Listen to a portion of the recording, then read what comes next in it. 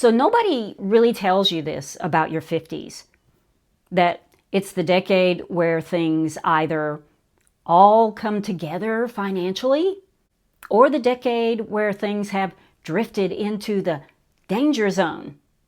Things that are going to be a lot harder to fix later. And the tricky part is it's not always obvious when these things are happening, because it's not usually one big mistake, but a lot of smaller missteps that have added up and compounded over time. And whether you retire early in your 50s or not, retirement starts in your 50s, or it should, and maybe not physically, but up here, financially and strategically, because this is the time where you're laying all of those structural pieces. So let me just be real for a moment. When I was younger, I always lived with a short-term mindset. How I ate, how I spent my money, and no matter how hard I tried, I could not get out of that day-to-day mindset. Not until I hit my 50s. Because that's when I started getting actual visuals of my future self. And I got concerned, to say the least. I realized if I did not get serious about my health, about my financial situation, that I was going to end up with a life that was just going to get harder and harder with time. And for me, financially, it came down to just a few goals, a few things. And one was to pay off my credit card debt, which at that time was a mix of dental work, a transmission for a car that I owned at the time, and probably, no, more than likely, that trip to Europe in 2012. And number two was I wanted to get out of that paycheck to paycheck cycle. I just wanted to get one check ahead and then build from there. And number three is I knew I had to start taking retirement seriously. It just wasn't an option anymore. And that was the shift for me. I stopped thinking about money as something that I would figure out later. And I started building a path, one that would lead to the version of me that I actually wanted to be living in the next 10 years. So let's talk about some of the realities that you may be facing, because this could be the last decade where we have maximum earning power and the time that we actually need for those actions to compound before we need that money. So why is this the most crucial time for us? Well, number one is you could be getting pressure from all sides. And this is the part that no one prepares you for, because you're not just planning for your future, but this is the age where you can start getting pulled in all directions. You've got adult kids that still need your help, and they may be adults, but still they're asking for you to help them co-sign a loan, help for paying for college or paying for rent. And here's the reality. Kids can get loans for college, usually pretty easily, and they should probably get started on building their own credit history anyway. Now, I don't agree with how much college costs today, but that's a topic for another video. But then, at the same time, you may find that your parents are needing more support as well. And suddenly, your financial life, it's not just yours anymore. You're making decisions that affect multiple generations all at once. And that can really start delaying everything that you were planning on working toward. For instance, you might want to sell your home. That may have been the plan all along. But now you feel the pressure not to, just in case the kids need a place to land. And for others, retirement, it doesn't even look like freedom right now, especially when caregiving responsibilities and roles, they coincide with retirement timelines. You know, a lot of us, we thought by this stage that we'd be free to do what we wanted with life. But instead, we're managing responsibilities that no one saw coming. Now, another thing to watch out for at this stage of life is the illusion of security. You know, we get to this stage of life, and on paper, things look pretty good. We've got a house, a 401k, maybe some savings. But when you really start looking at it, you realize that most of it is not really accessible. Now, your house is not a retirement plan in itself, not unless you plan to sell it and don't replace it. But otherwise, you can't eat your house. You can't sell off little pieces of it to pay the bills here and there. You either live in it or you sell it. There really is no in between there. Now, I know some will say there are HELOCs where you can live off the equity or reverse mortgages, but those are really last resort options. Those aren't or shouldn't be a part of your primary retirement plan. But the same thing can happen with retirement accounts, especially if all your retirement savings is sitting in 401ks or traditional IRAs. And I'm not saying that that is wrong, because it's not. That's what we were told, especially when we were younger. Put it all in your 401k. But what that translates into retirement is that every dollar of that you take out, that comes with a tax bill attached to it. And not just taxes. It can also affect your healthcare costs too. You know, your ACA, if you're still working, or even your ACA if you're using that as a retirement bridge until Medicare. But it can also affect your Medicare premiums starting at age 63. So yes, all that 401k money, it's yours. It belongs to you. But every withdrawal does have a consequence attached to it. So in your 50s, this is usually the point where people realize, Gen Xers especially, we need a little more flexibility than what the 401k offers. Different types of accounts, different types of income, not just one bucket. A mixture of pre-tax, post-tax, even taxable. And then there's the part that most of us learned the hard way, is having no real cash buffer. Before I turned 50, my emergency fund was a credit card. And to be honest, I still think of a credit card as a last resort emergency fund. But once I got one paycheck ahead and then another, I was finally able to build my first emergency fund.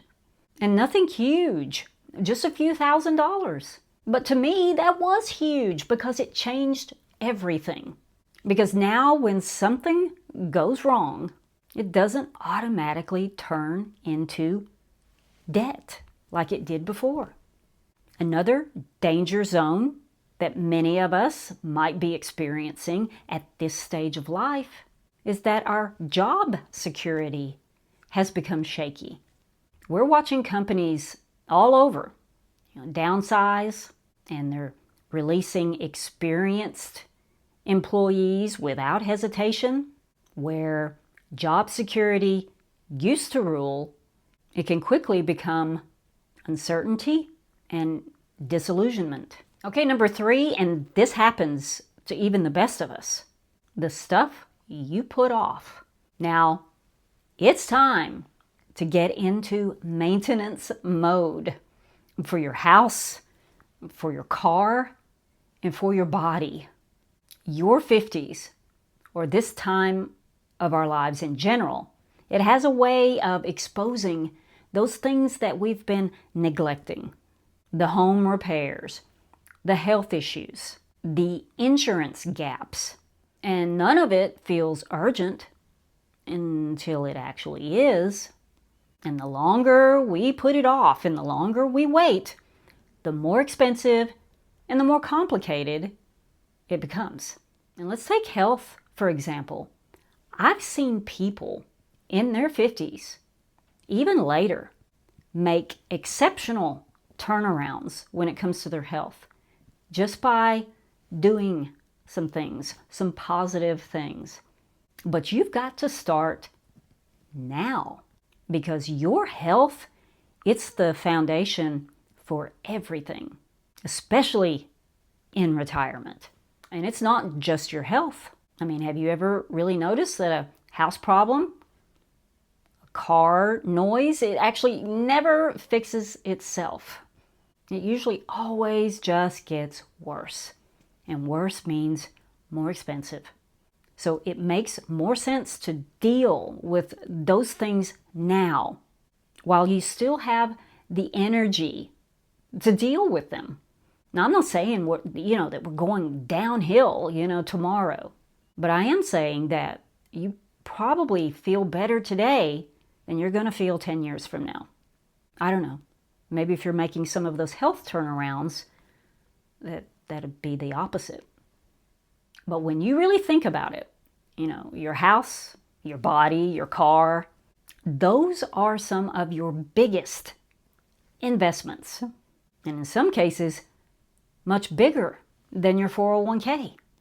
And investments, they need attention or they can turn into liabilities. And speaking of liability, do you know how much liability coverage you have on your home and your car? Because if it's too low in relation to your net worth and something goes wrong, an accident or a claim or an event involving someone on your insurance policy, your entire net worth could be at risk. And this is one of those areas where just a small adjustment, that can prevent a much bigger problem later. Number 4 is this stage of life, it should be a cleanup phase. Because at some point in your 50s, you realize you can't carry everything forward, nor should you. The debt, the habits, the financial decisions that you made 10 or 15 years ago, you start looking at all of that differently. There's something about this time of life that brings so much more clarity than ever before. You start asking yourself questions on what actually needs to come with me in this next chapter of my life and what doesn't. Because you can't fully focus on your future while you're still paying for your past. I knew that was true for me. And I had gotten to the point where I was not going to let my past financial decisions and mistakes hold me down or hold me prisoner any longer. So maybe that's you. So why not today set up a 5-year debt repayment plan? Give it an end date right now, not someday, not I'll get around to it. No, a real plan with a timeline. Because I promise you, when that weight is gone, so many other things open up to you. And as you start cleaning that out, you also start noticing what created it in the first place. The impulse spending, the lifestyle creep, the not having that emergency fund that we talked about. And then it can go even a little deeper and not just reflect on what the past was doing, but what is going on currently. And you may realize that some of the things you're still spending money on, they don't belong in your future, or at least in the next chapter. Go through and look at all of those subscriptions. You may find that you forgot about some of them. Services that you don't really use. Maybe you never really did. Convenience spending that became a sneaky habit.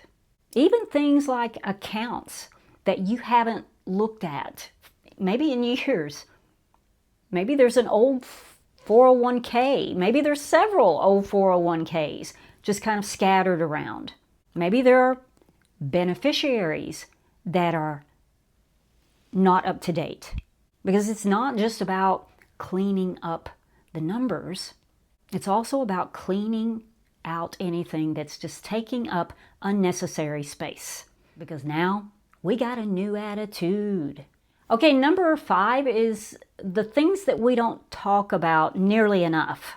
And these are the things that probably don't show up on a spreadsheet, like not knowing how your household finances actually work, because one person in the household handles all of that, and it's not you. Or, taking it even further, not knowing where your parents stand financially until something forces that conversation, because these aren't small things. They're the kinds of things that just sit in the background and they don't really feel urgent until suddenly they are. And when that happens, you're not just dealing with a situation, but you're trying to figure all these other things out at the same time. And unlike all of the other points I've covered in this video, this isn't a solo task. It involves getting involved with other people, so it's much easier to put them off. But you have to know at some point that you need to be involved to some level with your own household finances, for sure, but to also get at least a big picture of how your parents are doing as well, as uncomfortable as that might be. Because these aren't just financial conversations, they're life conversations. Now, I'm not saying that this is the time to get everything perfect, but maybe it is the time to get things aligned with the person that you are today, not the one that you were 20 years ago. Now, at this age, you may find yourself exactly where you hoped that you would be. Maybe you've even exceeded your expectations. Or you might find yourself more like me 10 years ago, realizing that you've been living day to day long enough and that you need a real grown-up, future-oriented plan. Now, either way, there's still time to make new things happen. Now, Gen Xers, don't let anyone convince you that you're too old or that it's too late. That's garbage. Great band, by the way. But there's still time to adjust, time to simplify, time to make decisions that your future self will benefit from and prosper from.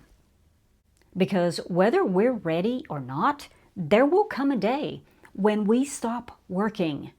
And what life looks like then is being shaped by every single thing that we do. Now, a personal side note before I go, the last concert that I attended was in 2016, and it was garbage.